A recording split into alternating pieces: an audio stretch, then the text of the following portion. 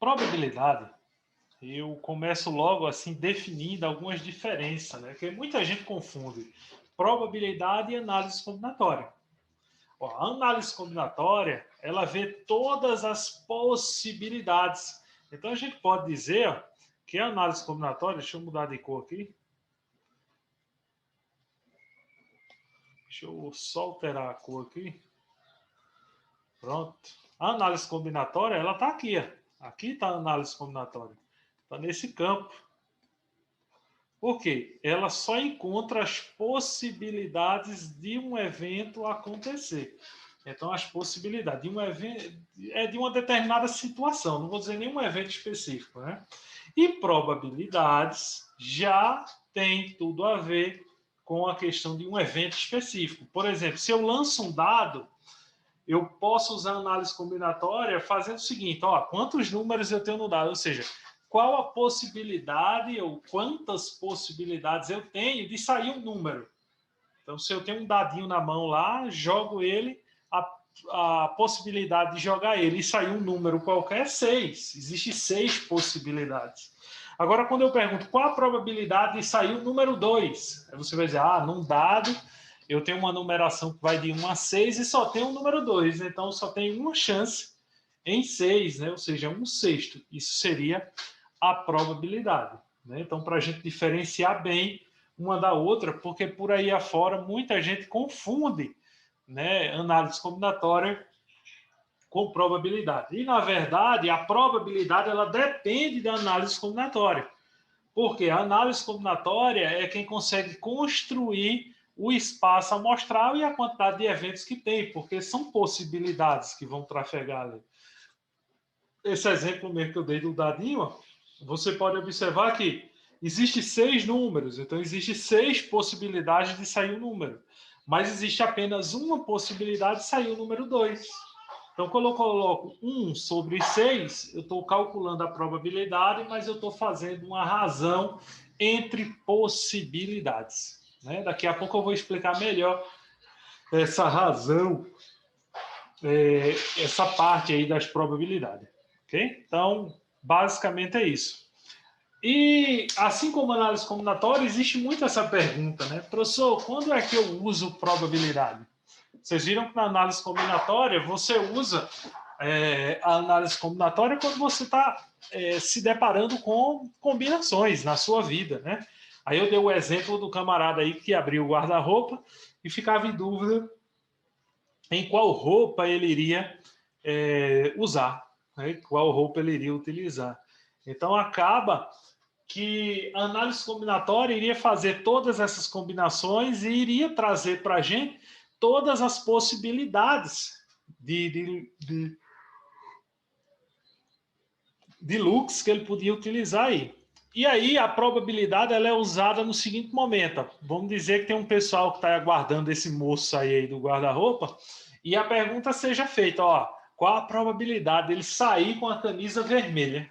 Aí a gente olhando aí o guarda-roupa dele aí, observa que tem 4 camisas e 2 calças. Então a probabilidade dele sair com a camisa vermelha é 1 em 4 em relação às camisas. Aí se ele perguntasse, ele poderia perguntar mais ainda. Dizer, ó, qual a probabilidade dele sair de camisa vermelha e calça marrom? Então veja que tudo isso iria influenciar. Então a probabilidade ela tem uma dependência da análise combinatória. Quando a gente usa análise combinatória, automaticamente a gente já puxa um gancho para a probabilidade. Então é um caminho para chegar na probabilidade. Ela também é utilizada aí em outros momentos, né? Então, por exemplo, ela pode ser utilizada no lançamento de um dado, né? E quando ela é utilizada nessa situação é quando a gente chama de experimento aleatório. Então, a probabilidade ela não é um experimento, como é que eu posso dizer, predeterminado. Por exemplo, você vai jantar, por exemplo, e só tem uma única opção de jantar. Então, você vai comer lá o cuscuz com charque, por exemplo. Então, você só tem essa opção. Isso não é um experimento aleatório. O experimento aleatório é você chegar, conversa com a sua mãe e fala, mãe, quem vai fazer a janta de hoje sou eu. quais são as possibilidades que a gente tem de janta aí. Aí você chega na cozinha, tem um leque de opções. Tem cuscuz, macaxeira e por aí vai. Então, quando você tem essas várias opções, quem está lá na sala não sabe o que você vai decidir para cozinhar. Quem vai fazer a decisão é você. Mas o pessoal que está lá na sala está fazendo de você um experimento aleatório. Porque eles só vão saber o que você cozinhou quando chegar aqui. E esse experimento aleatório já gera uma probabilidade, já dá um gancho para a probabilidade. Né? É a mesma coisa que acontece no lançamento de um dado. Então, se eu jogo um dado, eu não sei qual o número que vai dar ali. E muitos chamam de experimento aleatório, né? Alguns gostam de apelidar isso aqui de sorte. Então, tem gente que compara muito dizendo que o experimento aleatório é a sorte. Né? Porque é você jogar ali ao acaso e tentar descobrir. Existe até uma definição nos livros que diz aí: é o procedimento que, ao ser repetido, sob as mesmas condições, pode fornecer resultados diferentes. Tá bom? Então, processo aí danado. Então, temos aí o resultado do lançamento de um dado, trata-se de um experimento aleatório. Outro exemplo de experimento aleatório, as condições climáticas, né, do dia seguinte. O que é que acontece? Aqui em Pernambuco mesmo, a gente tem uma empresa que ela tem como objetivo prever as condições climáticas, né, do nosso estado, que é a APAC. E muita gente fica zoando, rapaz, porque a coitada ela erra 10 para acertar as previsões, né? E muita gente, a APAC tá parabéns, acertou hoje, mas ela erra 10 e acerta 1, mas não é culpa dela. É porque as condições climáticas é um experimento aleatório. É algo que é só, né, Deus mesmo para saber se vai chover ou se não vai. Ela pode dizer que não vai chover e Deus, eu quero que chova. E pronto, chove. Então não temos controle sobre isso. Então é um experimento aleatório. Por isso que a APAC sofre tanto com seus erros lá. Outro exemplo seria o tipo sanguíneo, né? Então, quando vai se ter, tipo, você lá, o seu pai, sua mãe, quando conseguiram fazer você, eles lá antes não definiram, nossa filha terá que ter um sangue A positivo, A negativo, B positivo. Então, eles não fizeram isso. Né? Não tem como, isso é um experimento aleatório. Né? E hoje em dia, até uma vez eu vi um relato, né, de um médico dizendo que poderia saber já a tipagem sanguínea de um bebê modificando o seu DNA lá. Não, isso não é possível até o momento em relação à tipagem sanguínea, tá bom? Claro que a tipagem sanguínea ela é dada através de cruzamentos aí, de cruzamentos entre os seus tipo sanguíneo, do pai e da mãe, fazendo ali uma probabilidade maior. Então, por exemplo, se temos situações, isso aí a biologia genética já explica melhor, então existem situações em que chega até 75% as chances de um bebê nascer com um determinado tipo sanguíneo. E aí a ciência ela pode prever a partir dessa probabilidade, mas não deixa de ser um experimento aleatório, tá bom? Eu lembro de um caso interessante, eu tinha um colega que a família dele era uma família, né, jovem, aquela coisa toda, e todos eram negros. E o colega nasceu albino.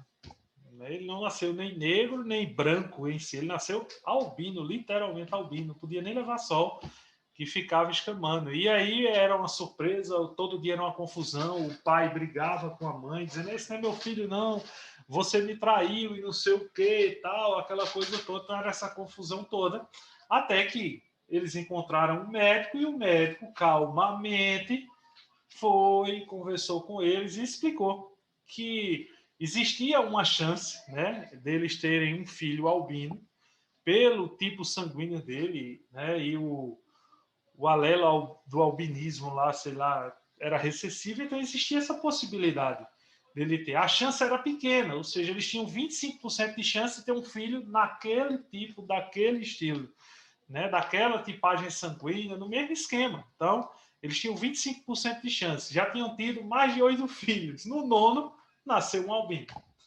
E aí, foi uma confusão danada.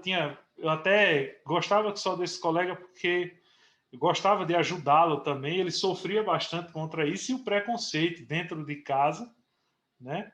E além do preconceito dentro de casa, toda a situação envolvendo essas chances. Ah, se era 25% de chance, não era para ele ter nascido. E isso sempre acontecia, né? Então, você deve imaginar. Hoje, graças a Deus, ele já está casado, já tem filhos e por aí afora, né? E os pais seguiram sua rotina. Mas o experimento aleatório é isso aí, como a gente está vendo aí de exemplo. Ok? Outra parte importante da probabilidade que vem dentro do experimento aleatório, ou seja, é o conjunto de todos os resultados possíveis, é o espaço amostral. É onde eu tenho todas as possibilidades. Então, por exemplo, um dado existe quantos números? 6 números. Então, todas as possibilidades, todos os resultados possíveis que eu tenho do dadinho é colocado nesse conjunto que a gente chama de espaço amostral. Se você observar o dado, está aí: 1, 2, 3, 4, 5, 6.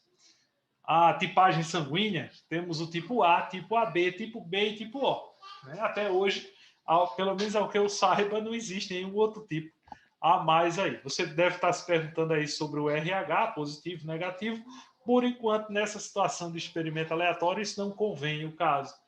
Né? Basta a gente ter esses elementos aí, que são 4 tipos sanguíneos. Né?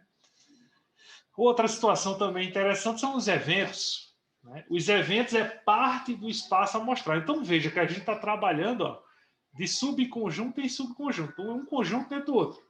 Temos o experimento aleatório. Dentro do experimento aleatório, temos o espaço amostral. E dentro do espaço amostral, temos os eventos. Então, por exemplo, qual é a chance de sair tipo A? Qual é a chance de sair tipo B? Bom, então são as possibilidades aí, ou melhor, a probabilidade. Eu trouxe um exemplo aí bacana para a gente ver aí em relação ao dado. Lancei um dado, eu sei que o espaço amostral do dado são 6 números, que vai de 1 a 6. Aí na letra A eu pergunto, quantos números ali eu tenho, né? Ou seja, quais são os elementos aí que eu tenho que pode sair a face par. Digita no chat aí, participa aí com a gente. Vamos lá. Quais são as faces pares que eu tenho, os números pares que eu tenho dentro do dado? Dizendo aí, pode digitar no chat aí. 2, 4 e 6, isso mesmo. 2, 4 e 6. E a chance de sair face maior que 3. Veja que eu não estou perguntando a probabilidade, eu estou perguntando somente os eventos. Então, para maior que 3. Quais são as faces que a gente tem aqui para números maior que 3? 4, 5 e 6. E o último, de sair face 1. Apenas o elemento 1, né? Então, apenas o único elemento. Então, se a gente fosse perguntar quantas possibilidades tem desse evento acontecer, ó, tem 3 possibilidades. Ou 3 chances, dependendo da forma que você quiser falar. Então, 3 possibilidades. Aqui também, 3 possibilidades. Vou até dar a setinha aqui para cima para não escrever de novo. E aqui, apenas uma possibilidade. Beleza? Então, uma possibilidade e 3 possibilidades para cada. Veja que eu não estou perguntando ainda a probabilidade. Lá na frente eu vou perguntar a vocês como seria essa situação aí. Beleza? Então, são 3 elementos importantes. Experimento aleatório, espaço amostral e eventos. Por quê? Para se calcular a probabilidade, eu pego as possibilidades do evento acontecer e divido pelo espaço amostral. Lembrando aí do exemplo anterior, viu lá na letra A que tinha 3 possibilidades? 3 possibilidades de sair a face par. Mas no espaço amostral, a gente sabe que tem quantos elementos no dado? 6. Então, simplificando aqui, 3 por 3 dá 1, 6 por 3 dá 2. Beleza? Então, temos aí 1,5. Se a gente continuar aí, dá 0,5, que isso é a mesma coisa que 50% de probabilidade. Então, vê que é fácil, não é difícil. Probabilidade é facinho demais. Desde que você siga as etapas direitinho, siga a risca, sabendo identificar os eventos, sabendo identificar o espaço amostral, não tem quem derrube você em probabilidade. Tá bom? O assunto ele não é tão longo como a gente pensa. Ok? Alguma dúvida até aí, Neil?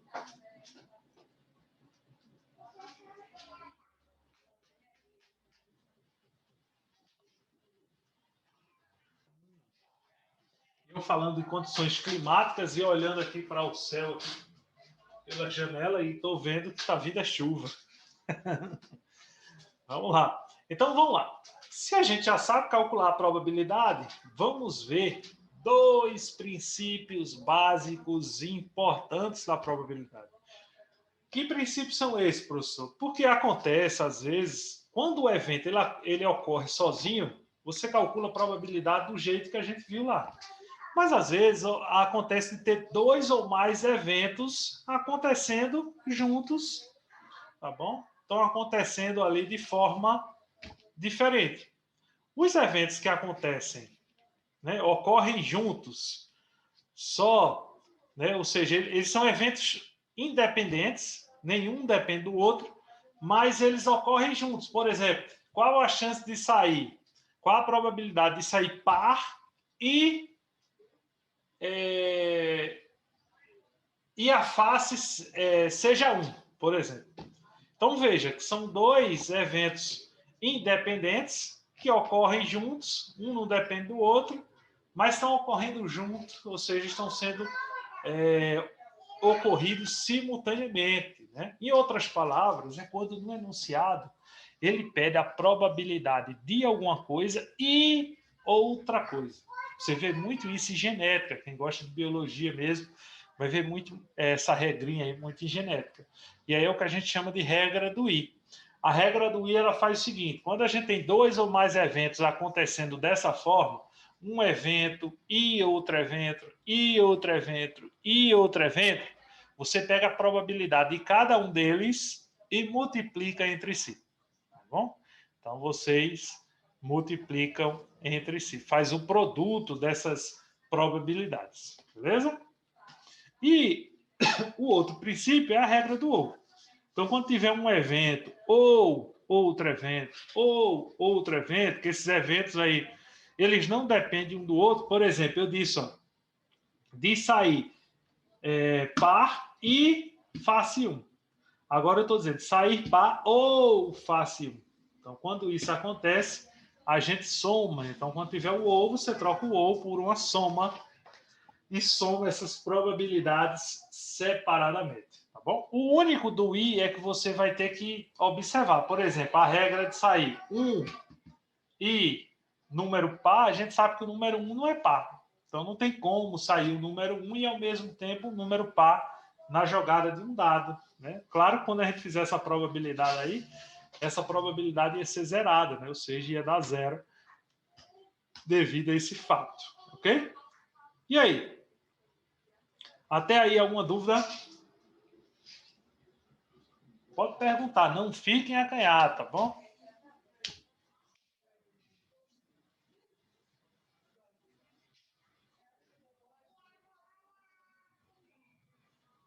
Beleza, então vamos para os exercícios. Né? As dúvidas só surgem quando estiver lá. Vou colocar exemplos aqui agora. Eu trouxe questões para a gente. Nada melhor do que trazer as questões para a gente ver os exemplos aí numa boa. Porque probabilidade é prática, né? Não tem como. A gente viu algumas questões de análise combinatória, mas raramente cai uma questão somente de análise combinatória. Por isso que a gente viu poucas questões lá. Né? Mas, como eu disse, lá na plataforma tem uma porrada de exemplos lá para vocês, uma porrada de cálculo lá. A mesma coisa se aplica à probabilidade, tá bom? Vocês vão ficar à vontade, vão se deliciar. E é um assunto gostoso de trabalhar. Pensa num assunto bom de trabalhar, tá bom? Vamos ver aí a questão. Ele está dizendo aí, num baralho de 52 cartas, qual a probabilidade de retirarmos uma dama qualquer? Então, vamos ver.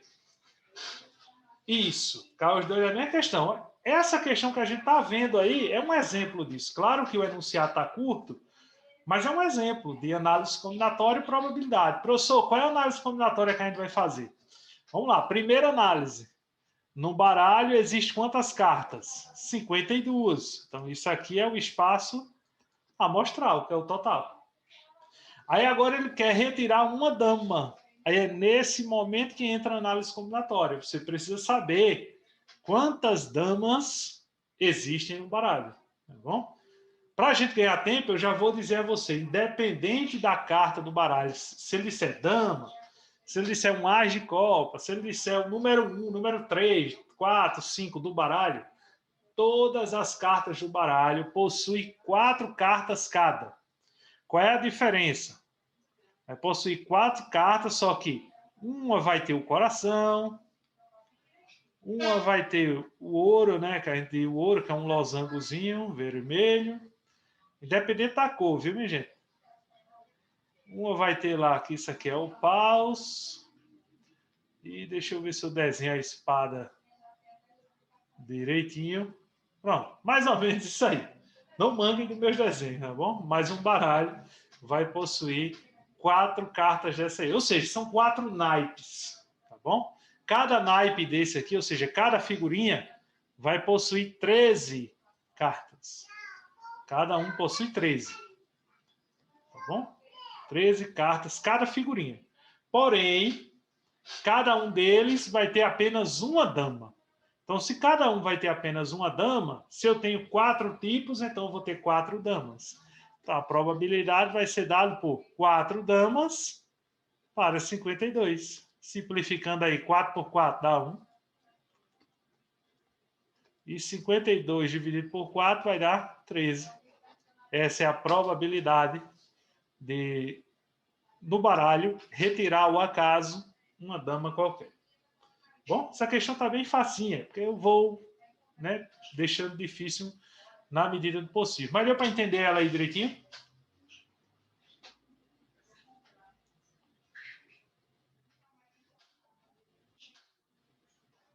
Beleza. Então vamos lá. No lançamento simultâneo de um dado e uma moeda, observa bem, um dado e uma moeda, veja, são 2 eventos acontecendo, 2 espaços amostrais também aparecendo. Qual a probabilidade de sair cara e face 5?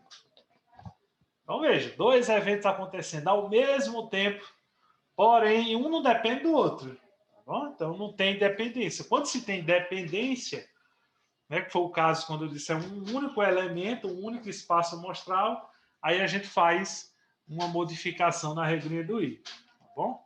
Mas aí, nesse caso aqui, ó, a gente tem lá.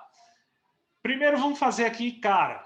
Se eu jogo uma moeda, quais chances que eu tenho de dar cara? Uma moeda tem sempre 2 faces. Ou seja, tem um espaço amostral igual a 2. Ou é cara ou é coroa. E como só tem uma cara só, bota aqui, ó, uma chance de acontecer. E o tal I aqui, face 5 lá no dado. O dado só tem um número 5 e 6 números abaixo. Basta eu multiplicar aqui, ó.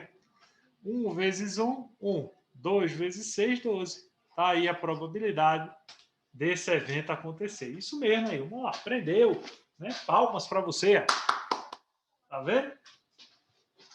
1 sobre 12. Então, o assunto de probabilidade ele não é difícil. Tá bom? A dificuldade, como eu falei, é porque o pessoal mistura com análise combinatória e confunde uma coisa com a outra. Tá bom? Confunde. Tá bom? Confunde muito. 99% de chance de cair somente a probabilidade sozinha. 99% de chance. Tá bom? E às vezes, em conjunto, aí cai esse 1% aí, quando cai análise combinatória e probabilidade. Agora, análise combinatória sozinha, raramente isso acontece. Quem gosta muito é a UPE, da análise combinatória só. Né? A UPE gosta. Essas porcentagens aí já fica meio a meio quando se trata da UPE. Mas o Enem ama de paixão probabilidade. Todo ano ele dá de presente aí 3, 4 questões aí de presente. Essa questão mesmo aí, caiu no Enem. Questão do Enem aí. Uma urna contém 50 bolinhas numeradas, de 1 a 50. Sorteando-se uma delas, a probabilidade de que o número delas seja um múltiplo de 8 é. Vê, ele quer saber a probabilidade, né, de que o número dela seja um múltiplo de 8. Então, vê, tem lá uma sacola, nessa urna, né, no caso. 50 bolinhas, então ele já deu o nosso espaço amostral. Aí, vamos lá. Bora, lápis. Eita, tá amarelo, né? Deixa eu... Vou colocar preto. Porque vai chegar nessas partes brancas, mas vai lá. Probabilidade é igual a... Então, ele já deu espaço amostral, ele disse que é 50. Aí disse que foi sortear uma bola dessa urna, né, aleatória, mas quer saber a probabilidade de que seja um múltiplo de 8. Então, a primeira coisa que a gente vai fazer é encontrar os múltiplos de 8. O que é múltiplo de um número, né? O múltiplo de um número são aqueles números lá da tabuadinha que quando a gente multiplica por este número, dá um resultado. Por exemplo, 2 vezes 8 não dá 16? Então, 16 é um múltiplo de 8. Tá bom? Então, a gente tem isso como múltiplo. Aí vai lá. É só pegar a tabuadinha do 8. 1 vezes 8, 8. 2 vezes 8, 16. 3 vezes 8, 24. 4 vezes 8, 32. 5 vezes 8, 40. 6 vezes 8, 48. E vou parar por aqui. Vou dar uma reticênciazinha, porque se a gente for para 7 vezes 8, a gente já vê que passa de 50, né? E na bolinha lá só tem até 50. Então a gente só vai até aqui, é 48. Então esses são os números que são múltiplos de 8 que está dentro da urna. Então quantos números eu tenho? 1, 2, 3, 4, 5, 6. Então, 6 múltiplos de 8 aí, as chances de sair. Agora é só simplificar, ó. Simplifica por 2 e por 2. Então, 6 por 2 dá 3. 50 por 2 dá 25. E aí, finalizamos a nossa questão. Vê que questão fácil. Vê que belezura. A única dificuldade que teve foi você lembrar dos múltiplos de 8. Mas, no mais, probabilidade não tem como ser difícil. Tá bom? Então, não tem como ser difícil. Há muitos que dizem, professor, depois que eu vejo probabilidade com você, eu vejo o quanto o conteúdo dele é fácil. Inclusive, recomendo a você assistir um vídeo meu, que tem lá no meu canal no YouTube, que fala de probabilidade no raciocínio lógico. Tá bom? Então, é bem bonzinho lá para você fazer dentro do raciocínio lógico. É bem mais fácil ainda do que isso que a gente está fazendo. Eita, eu tinha expandido para responder aqui, mas não, nem precisava. E agora, questão 4. Outra questão caiu no Enem. Em um campeonato de tiro ao alvo, 2 finalistas atiram no alvo com a probabilidade de 60% e 70%, respectivamente, de acertar. Nessas condições, a probabilidade de ambos errarem o alvo.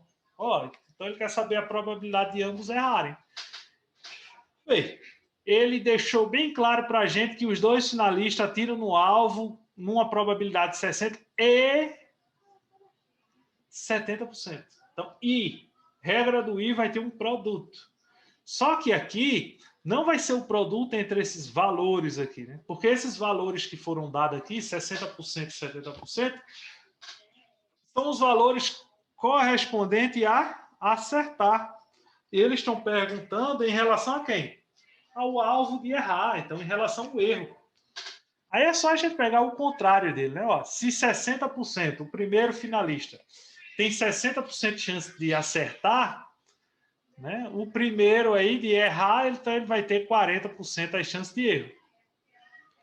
Se o segundo finalista tem 70% de acertar, então ele vai ter só 30% para errar. Multiplica esses resultados, né? Porque é um I que está acontecendo lá, né? 40 vezes 30. Então, aí muita gente pode dizer, professor, só vou multiplicar 40 vezes 30, vai dar 1.200. Só que você vai ter que lembrar que aqui embaixo tem 100, 100. 100 multiplicado por 100 vai dar 10.000. Aí corta esses 2 zeros, sobrou 12 sobre 100, que vai nos dar 12% como resposta. Parabéns, Maio. Mais uma vez aí. Tá vendo como você tá afiada mesmo? Tô feliz. Você não sabe o quanto eu tô feliz aí vendo o quanto você aprendeu aí probabilidade. Nossa última questão aí, nosso último exemplo aí, ele diz o seguinte, ó. As probabilidades de 3 jogadores marcarem um gol, cobrando um pênalti, são respectivamente 1/2, 2/5 e 5/6. Ó. Deixar bem claro aqui. E 5/6 tem um I. Bom? Se cada um bater um único pênalti, a probabilidade de todos errarem é igual a bem parecida com a anterior. Pode tentar aí a questão aí, é bem parecida com a anterior. Aí a gente só vai se atrelar nos erros, né? Ó, os acertos, a gente tem o seguinte, nos acertos, ó, 1/2, 2/5. Então aqui, jogador 1, jogador 2 e jogador 3, 5/6. Aí no erro, quais são as frações que equivalem? Aí vocês que viram fração comigo, vão aprender rapidinho a fazer isso. Se eu tinha um chocolate aqui dividido em 2 partes, comi uma delas, então só sobrou uma única parte. E aí? Se eu dividir em 5 partes, comi 2, então sobrou 3. Se eu dividir em 6 partes, comi 5, sobrou 1. Então, isso aqui são as probabilidades dos erros. Aí, o que é que eu vou fazer com as 3? Multiplicar. Já que é a regrinha do I. Então, 1/2 vezes 3 sobre 5 vezes 1/6. Depois eu calculo a porcentagem no final. 1 vezes 3 vezes 1 dá 3. 2 vezes 5, 10 vezes 6, 60. Fazendo aí a divisão, vai dar 1/20. Né? 1/20. E 1 dividido por 20 dá o equivalente a 0,05. Isso em porcentagem, basta multiplicar por 100, você vai ver que é igual a 5%. Beleza? Facinho ou não? Tá vendo? Quando vocês começarem as questões lá na plataforma, vocês vão ver que não vai ter dificuldade. Vai ser tranquilo. Probabilidade não é esse bicho de 7 cabeças. Desde que você faça com calma e paciência e interprete bem o enunciado, para saber onde você está pisando. Ok? Então, ó, rapaz, eu até pensei que não ia dar tempo. Pergunta, até agora, alguma dúvida?